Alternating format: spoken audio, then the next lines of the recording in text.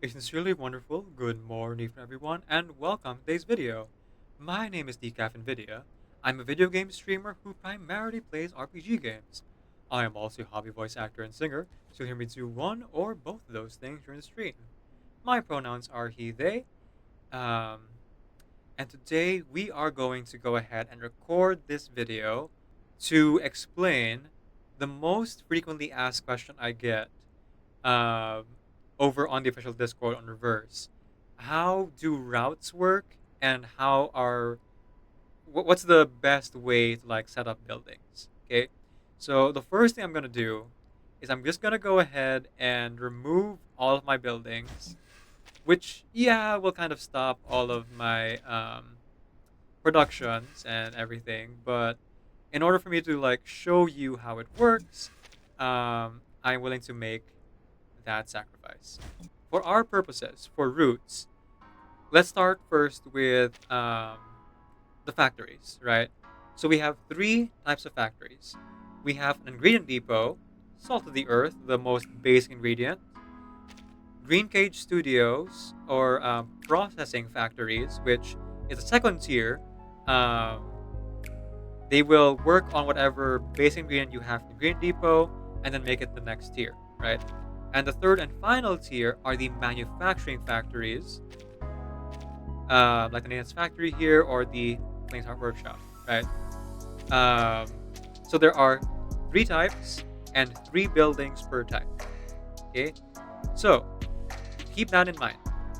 Now, when you are placing your buildings, you're gonna start with like one or two buildings. Usually, just the ingredient hub and the processing hub will be for most of you who are just starting wilderness rehabilitation. So let me just go ahead and place those down. Okay, so this is a hub building.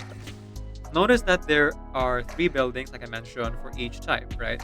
So there's the hub building, second and third building. So there's a Roman numeral 2 and 3 next to the names. Okay, a hub building, if you place it down, is the main building of that type. Let's place down the processing hub a bit farther away. Okay, so when you plan a route, you get a kind of like 2 square radius around the hub building. And this is kind of your area. And this is how you would place your routes. Okay? So these squares are only affected by your hub building, not by your second and third buildings. Okay? Going back to buildings, right? So the importance of that colorful square, that two radius square around your hub for your building, okay, is to know where to place two things: your routes and your other buildings. So 1, 2, okay, just count from that building to know how close or how far you can put your other buildings. Okay, so if I were to do it here, for example, I could go ahead and place my second building within that 2 square there. See, 1, 2. It doesn't have to be the whole thing, as long as like a part of it is touching the 2 by 2 radius square around the hub building, then it can be placed nearby. If you try to place it outside of the square, it will not place. And this is a small thing that you might not have noticed. There's actually the square here shown on the board. Any spares that are occupied by a different building is in red, like with the Vienna building over here. So from there, now you know what? I'll place all three. I'll place all three types, even the manufacturing hub. It's gonna take a lot to drag me away from you. There's nothing that 100 men or more could ever do. I bless the rains down in Africa. Gonna take some time to the things we never had. Ooh. Now that you have placed all three of your buildings, and specifically the hubs, down, because again, the hubs will affect the actual circle, let's go ahead and go over routes. Like I mentioned before, there's a 2 by 2 radius around, there's a 2 square radius around the hub building. So just always count like 1, 2, 1, 2 to know where it would start and where it would end, right? So for our purposes, let's say we want to create a route from the ingredient depot to the processing hub. We can actually just do a 2-road system like that, or we could make it an extension. So we could just go minus like that. We can go like this. Okay, as long as any one point is touching the circle, right, the radius around the hub building, the Roman numeral 1 building, then you will be able to use that as a route. Okay? Um, then you have to then plan the rest of your routes. So let's say for our purposes, we have like a, kind of polygonal shape here. So this will be my access point if I want it to be. And last but not least, there. Right, I could do that. But let's say, you really don't get it, you don't care about the placement, then I would suggest if you're really confused, just hit autoplan. So autoplan here is the option to just like let the computer like do it for you. You can't think of like how to route it, even with the explanation that I've given, and I get it. Sometimes like abstract things are harder to parse even when they're right in front of you. So you can just hit autoplan for each route, and then it'll do an autoplan. Now, I don't recommend autoplan if your buildings are too close together because you might get a triangle like this.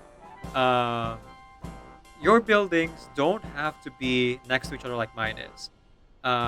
So let's say, for example, okay, so they are super far away, right?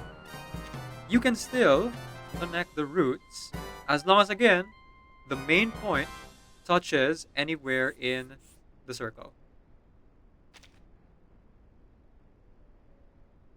So you can do pretty much whatever you want as long as they're touching the specific point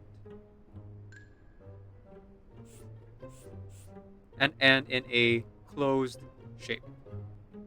Hmm.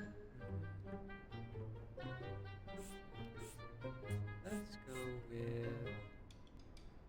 okay. So you can make the road however you like. It's really up to you. I might adjust this ever so slightly again later, but I kind of like this shape. Nice little 3 square.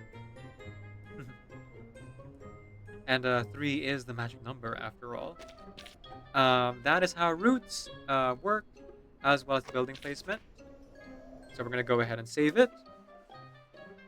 The recording is going a little bit long, so I'm going to cut a lot of it out.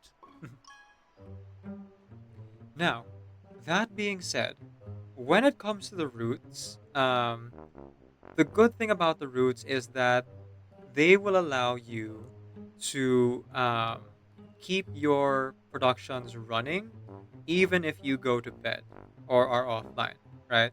However, make no mistake, these are not autocollectors. So anyone who's played like a Farmville type game, um, you might think, oh, the transportation will just like autocollect it for me, and then when I wake up, I can just like put new stuff in. Actually, all they really do is just move the product from one of your lower tiers. So let's say like you have ingredient hubs, right? So as an example, I'm going to go ahead and fill up the ingredient hub with some luminous butterflies, right? Um, and the processing hub, let's say you're trying to make some powdered wings, right? For powdered wings, you need 4 butterflies. So you would go ahead and, put that in. Now, right now, I don't have anyone running transportation. So even if these get made, if we are out of butterflies, then the processing hub will just stop and it'll be like this symbol here with that pause symbol. What transportation does is that as long as you have critters working in there, I'm going to go ahead and like place a few critters to do that. I recommend placing the ones with the lower efficiency or higher mood because um, when you're on transportation, the critter's mood will always go down, regardless if they're transporting anything. It'll always like continuously go down all throughout the day. Um, so yeah, you'll notice now here, okay, there's a plus symbol showing how many there will be eventually once these all finish up. So let's say, for example, that we got, critter working here, round the clock, hard worker, while you're off sleeping, you know. Um, but then, oh no, you run out of those butterflies. Transportation will then move 4 of those butterflies, that's what you need, and then we'll continue manufacturing it.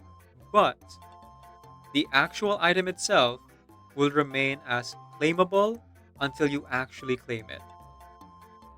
So basically, when you wake up, you would actually collect the one left behind from making 5 luminous butterflies, um, because 4 of it is used up by your next tier, and it was transported by one of your critters who drives the cars. So there we go. So like I mentioned, you can go ahead and just arrange it however you like. Now that you understand how roots work, hopefully. Um, and the cafe doesn't have to be anywhere close. I actually recommend this farther, because if you click in the worker button, it'll launch you right to the cafe, even if you're looking all the way at your farthest factory building. Like over here, click on that, it'll jump you right forward. Um, but there you go. That is how roots work in the Critter Wilderness Rehabilitation Center. I'll be releasing a full video guide for uh, the milestones, tips and tricks on how to do this a lot easier and faster, and just generally some helpful things that I found while playing this myself. I'm not nearly done, as you can see here. I'm only in Operation Gold level 10 out of like 12, 13, something like that. Um, so maybe I'll hit the end game in like 2 weeks still. But for now, that is the end of the video. Thank you so much. I hope this was helpful to people who are confused about routes.